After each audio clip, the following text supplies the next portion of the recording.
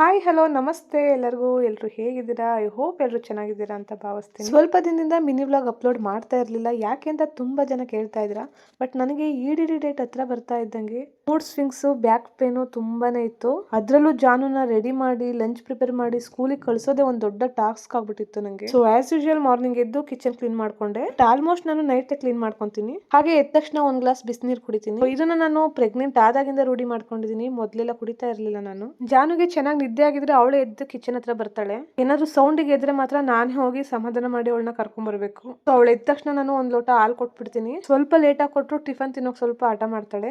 So ಹಾಗಾಗಿ ನಾನು ಅವಳು ಎದ್ದ ತಕ್ಷಣ ಹಾಲು ಕೊಟ್ಬಿಡ್ತೀನಿ. ಸೊ ಇವತ್ತು ನಾನು ಚಪಾತಿ ಹಾಗೆ ಅದ್ರ ಕಾಂಬಿನೇಷನ್ ಆಗಿ ಬದನೆಕಾಯಿ ಪಲ್ಯ ಮಾಡ್ತಾ ಇದ್ದೀನಿ. ಆಕ್ಚುಲಿ 8 ಮಂತ್ ಆಗಿತ್ತು ನಾನು ಬದನೆಕಾಯಿ ಪಲ್ಯ ತಿಂದು. ಹೀಟ್ ಅಂತ ಹೇಳಿ ತಿಂತಾ ಇರ್ಲಿಲ್ಲ. ಸೊ 1 ಟೈಮ್ 2 ಟೈಮ್ ತಿಂದ್ರೆ ಏನಾಗಲ್ಲ. ಯಾಕೋ ನನಗೂ ತಿನ್ಬೇಕು ಅನ್ನಿಸ್ತು. ಸೊ ಹಾಗಾಗಿ ಮಾಡ್ದೆ. ಇನ್ನೇನ್ 2 ವೀಕ್ ಡೇಟ್ ಬೇರೆ ಹತ್ರ ಬಂತು. ಭಯ ಏನಿಲ್ಲ, ಯಾಕೆಂದ್ರೆ ಇದು ಸೆಕೆಂಡ್ ಬೇಬಿ ಅಲ್ವಾ. ಸೊ ಹಾಗಾಗಿ ಫಸ್ಟ್ ಪ್ರೆಗ್ನೆನ್ಸಿ ಟೈಮು ಹಾಗೆ ಈ ಸೆಕೆಂಡ್ ಪ್ರೆಗ್ನೆನ್ಸಿ ಟೈಮ್ ಕಂಪೇರ್ ಮಾಡಿದ್ರೆ ಲಾಟ್ ಆಫ್ ಡಿಫ್ರೆನ್ಸ್ ಅಂತಾನೆ ಹೇಳ್ಬೋದು. ನನಗೆ ಇವಾಗ mood swings, cravings, back pain, ಸುಸ್ತು ಹಾಗೆ ಕಾಲುತ್ತ ಇದೆಲ್ಲ ನನಗೆ ಫಸ್ಟ್ ಪ್ರೆಗ್ನೆನ್ಸಿಲಿ ಆಗೇ ಇರಲಿಲ್ಲ. ಬ್ಲಡ್ ಕೂಡ ನನ್ನ ಫಸ್ಟ್ ಪ್ರೆಗ್ನೆನ್ಸಿಲಿ 13 ಪಾಯಿಂಟ್ ಇತ್ತು. ಸೊ ಇವಾಗ ಚೆಕ್ ಮಾಡಿಸಿದ್ರೆ ಜಸ್ಟ್ 10 ಪಾಯಿಂಟ್ ಇದೆ ಅಂತ ಹೇಳಿದ್ರು. But not bad. ಈ 8 ಮಂತ್ ಒಳಗಡೆ 11.8 ಮಾಡ್ಕೊಂಡಿದ್ದೀನಿ ಬ್ಲಡ್. ಇವಾಗ ಪರವಾಗಿಲ್ಲ, ನಾರ್ಮಲ್ ಆಗಿದೆ. ಸೊ ಫೈನಲಿ ಜಾನುನ ರೆಡಿ ಮಾಡಿ ಟಿಫನ್ ತಿನ್ನಿಸ್ದೆ. ಅವಳೇ ತಿಂತಾಳೆ ಪ್ಲೇಟ್ ಹಾಕೊಟ್ರೆ. ಬಟ್ 1 ಅವರ್ ಮಾಡ್ತಾಳೆ ತಿನ್ನೋದಕ್ಕೆ. ನಮ್ಮ ಮನೆಯವರು ಕೂಡ ಸ್ನಾಕ್ಸ್ ಗೆ ಫ್ರೂಟ್ಸ್ ನ ಕಟ್ ಮಾಡಿ ಹಾಕಿದ್ರು. ಸೊ ವ್ಯಾನಿಗೆ ನಾನೇ ಯಾವಾಗ್ಲೂ ಕರ್ಕೊಂಡು ಹೋಗ್ತಿದ್ದೆ. ಬಟ್ ನಮ್ಮ ಮನೆಯವರು ಇರೋದ್ರಿಂದ ಅವರೇ ಕರ್ಕೊಂಡು ಹೋದ್ರು.